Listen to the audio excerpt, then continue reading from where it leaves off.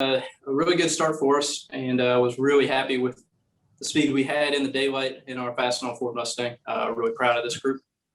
I think we knew this would be a pretty good test for what we were able to have made gains on during the off season, and I think that showed that a lot of things we hit on and are heading in the right direction. With that, unfortunately, the night did not do us a whole lot of favors, and Dirty Air was really rough on us there at the end. But we still learned a ton out of it. A little bit of fender damage that may have slowed us down. I mean, it's an excuse basically. So we got to keep working at it hard. But I am really proud of everybody and everyone back at the shop. They did a really nice job on this race car. I think we made some awesome gains. We just got to keep our heads down, going to Vegas, and see what we can apply, and definitely work on what we can make better as the race goes on. I'm just curious, with this being the first mile and a half track, but such a unique track at the same time, how much can we take from seeing all the parity that we saw today? I mean, Chris, you were up there for a while. I mean, McDowell had a strong day. So many different names that, we don't necessarily used to seeing it at mile and a half tracks in recent years. Does that apply going forward? I mean, I would think so for sure. It is a different racetrack and it is worn out, but you're still gonna maybe not compare it directly to Vegas, which is very fast and high grip, right? But you're definitely gonna be looking at Atlanta or some of these other mile and a halves that are getting a little rougher, getting a little more wore out. So yeah, there's definitely things that'll apply. Not 100% of it, but at the end of the day, there's a lot that can be learned from these types of tracks, even though the speeds are very, very different from the beginning of a run to the end of a run.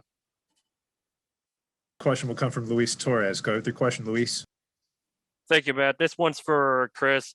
As gut punching as it may be to get a top 20 result after having a superb day, what does it tell you that how the Rush organization were able to adapt well with Newman scoring a top 10? Of course, you having the strong run before the final run. I mean, it's a step in the right direction for us. The finish is not something we're real happy with right now. It is good to see Ryan and the six guys be able to get a strong finish out of it. I'm really glad that we were able to run strong through a lot of the race. We just have work to do to figure out how to help ourselves later on. How to work on our cars that are to make them as good in traffic as they can be. To really work on executing everything perfectly through a race so that we can finish where we're able to get to early on. So at the end of the day, it is very frustrating because we definitely felt like we had a car capable of winning early on, and at the end we definitely weren't in that position and didn't have that confidence. So same time, the important part is it's a long off season, and with this being our first mile and a half, we definitely have a lot of things that we learn from.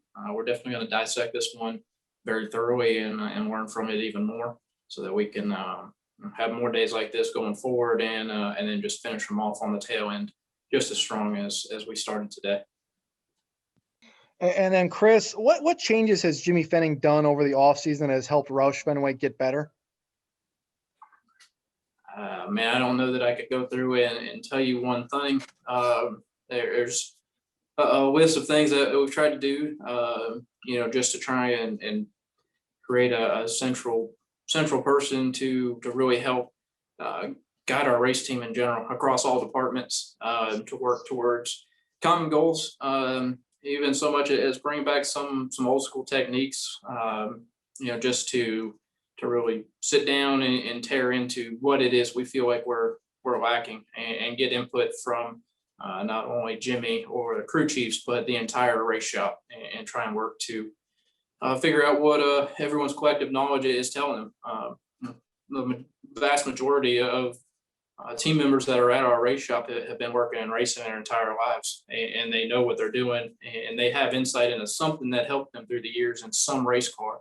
And I think a lot of that has come together, try and work hard to find that for us and really put together a lot of these small things so that we can have a bigger result at the end of the day. So I think everyone knows Jimmy as a very hard-headed eraser that has a ton of respect throughout our entire organization. And I think that we believe in him. Jack believes in him, and I think we all we all want it to help build Jack's legacy and to keep building it.